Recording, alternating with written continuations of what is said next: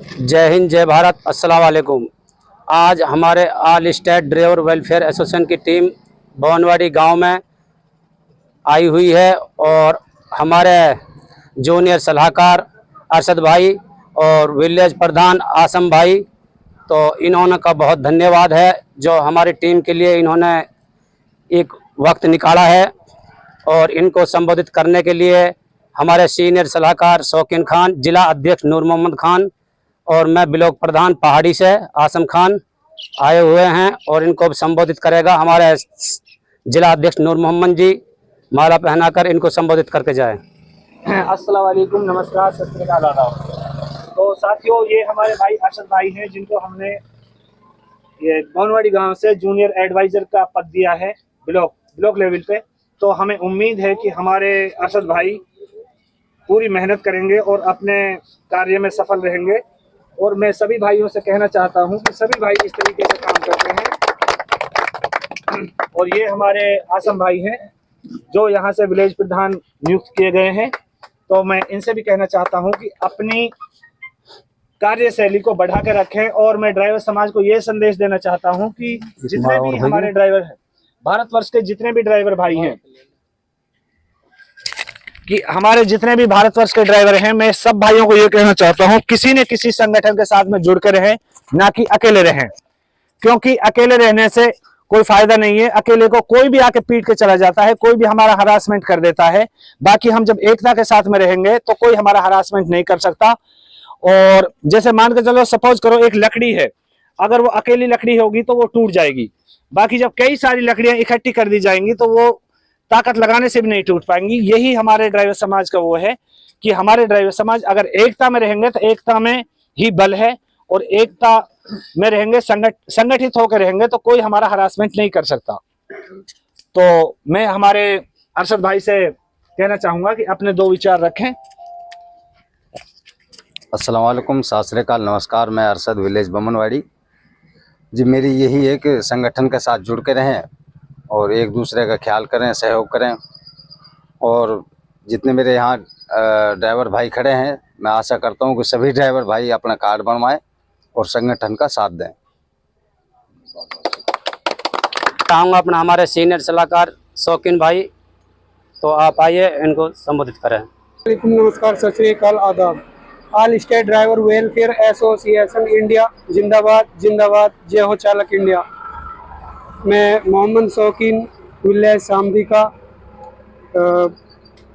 District wise team का एक adviser. हमारी टीम ने मिलकर हमारे अरशद भाई भवनवाड़ी को एक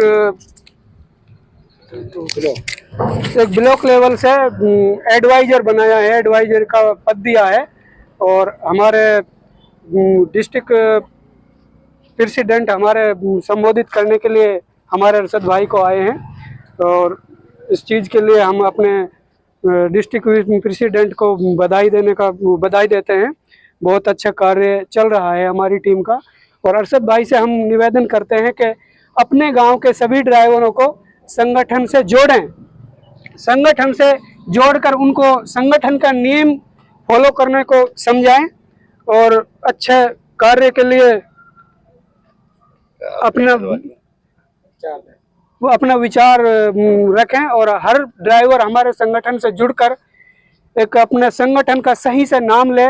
और कहीं भी अगर हमारे कोई भी अधिकारी अगर रास्ते में हमारे ड्राइवर को रुकवाता है तो संगठन का अच्छे से नाम लेकर उसको बताएं कि हम संगठन से रिलेटेड हैं, संगठन से जुड़े हुए हैं। और यदि अगर आप नहीं मानते हैं तो हमारे जो बड़े अधिकारी हैं, पद अधिकारी हैं, आप उनसे बात कर लीजिए और उनसे बात कराएं।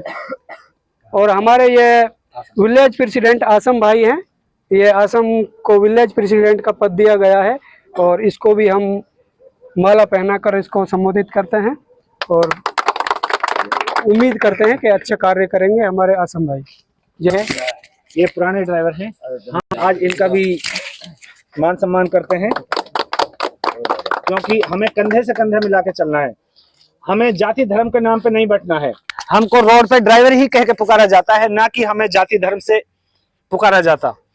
और हम ये संदेश देना चाहते हैं कि हम जाति धर्म से हट के सभी भाई भाई हैं और रोड पे चलते हैं, हम देश की सेवा करते हैं। आज हमारा ड्राइवर है जो देश की कम से कम 70% अर्थव्यवस्था को अपने कंधे पे लेके चलता है। एडी से लेके चोटी तक जो भी सामान हम इस्तेमाल कर रहे हैं उसको हमारा ड्राइवर ही लेके आ रहा है। बाकी हमारे देश के अंदर ड्राइवर का कोई मान सम्मान नहीं है।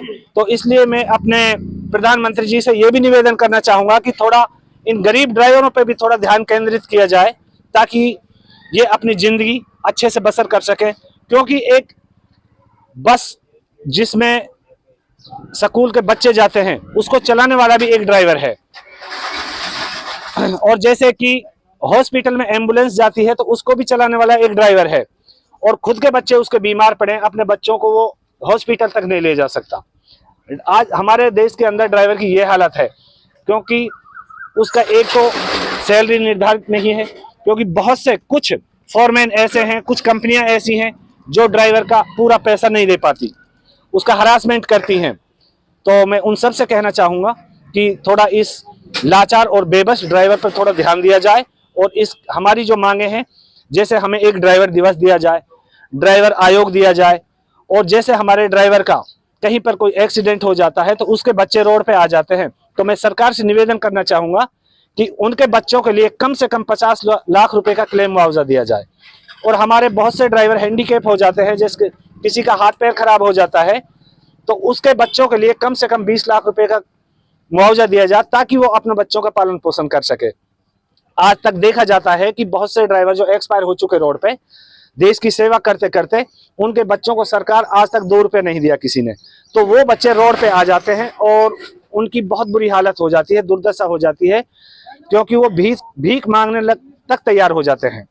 ऐसा हमारे देश में ड्राइवर का वो, इसीलिए हमारा जो देश का ड्राइवर है विदेश के लिए प्लान करता है, विदेश में जाके गाड़ियां चलाता है। तो मैं अपने देश के प्रधानमंत्री से कहना चाहूंगा कि अपने देश की इस अर्थव्यवस्था को, इस ड्राइवर को थोड़ा संभाले और इसके लिए कोई मान सम्मान दिवस लेके आए, और इनको हमारे लिए ड्राइवर आयोग दे, ड्राइवर दिवस दे, ताकि ड्राइवर दिवस में हम अपने शहीद हुए ड्राइवरों को याद कर सकें जो रोड पे अपनी जान दे देते हैं। आज जो आपको ड्राइवर आपने यहाँ इकट्ठे किया, आपका क्या उद्देश्य है? हमारा यही उद्देश्य है कि हम सरकार से मांगना चाहते हैं कि हमें हमारा हक है जो वो दे दिया जाए, क्योंकि जैसे हमारी ड्राइवर आयोग की जरूरत है। अगर हमारा कोई पार्लियामेंट में हमारे लिए आयोग होगा तो हम वहां पे जाके अपनी शिकायत कर सकते हैं। हमको रोड पे कहीं पर भी मारा पीटा जाता है। अभी जैसे सरकार ने हमारे ऊपर एक कानून निकाला है, हिट एंड रन कानून, जिसमें 10 साल की सजा और 7 लाख रुपए का जुर्माना। सरकार ने विपक्ष में भी तो कानून बनाया है ना, वो उसका मॉब लिंचिंग का। मॉब लिंचिंग अगर कोई उस पे लाठी डंडे चार्ज करता है तो मॉब लिंचिंग का कानून, जैसे कानून बनाया है, हम उसका विरोध नहीं करते, क्योंकि अगर ये कानून होता कि अगर कोई ड्राइविंग करता है दारू पी के, नशा करके, तो उसके ऊपर ये लगाया जाए। और जैसे हमारे ड्राइवर को अगर कोई हाथ लगाता है, एक्सीडेंट हो गया, अकस्मात होता है एक्सीडेंट, कोई जानबूझ के नहीं करता, अगर एक्सीडेंट हो जाता है तो वहां पे हमारे ड्राइवर के साथ में ऐसी दुर्दशा होती है, यहां तक मार के उसकी मृत्यु हो जाती है। बहुत से केसेज हैं ऐसे जो हमारे ड्राइवर रोड पे बहुत सारे मार दिए गए। तो सरकार अगर उस पर भी अंकुश लगाती तो कोई प्रॉब्लम नहीं थी। बाकी सरकार ने ड्राइवरों के लिए फांसी का फंदा तो तैयार कर दिया, सेफ्टी के लिए कोई कानून नहीं दिया। तो इसलिए हम कहना चाहेंगे कि हमारे ड्राइवर समाज के लिए सेफ्टी के लिए भी कोई कानून लाया जाए।